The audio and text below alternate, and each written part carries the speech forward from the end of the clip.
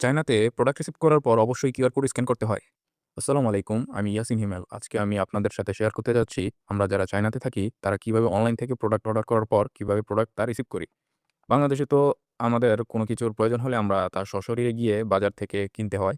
আপনারা হয়তো বলবেন অনলাইনে অর্ডার করার জন্য তো দারাজ আছে। আছে, তবে পার্সেল রিসিভ করার জন্য তাদের নিজস্ব নির্দিষ্ট কোনো পিকআপ পয়েন্ট নেই। চায়নাতে প্রত্যেক কমিউনিটির জন্য নির্দিষ্ট একটি কুরিয়ার সেন্টার রয়েছে। যেখান থেকে কেউ চাইলেই অনলাইন অর্ডারকৃত পার্সেলটি রিসিভ অথবা কোনো পার্সেল অন্য কোথাও খুব সহজে পাঠাতে পারে। দেখতে, দেখতে চলে আসলাম আমাদের ইউনিভার্সিটির চায়না পোস্টের খোয়াইতি সেন্টারে। চায়নাতে কুরিয়ার সেন্টারকে খোয়াইতি সেন্টার বলে।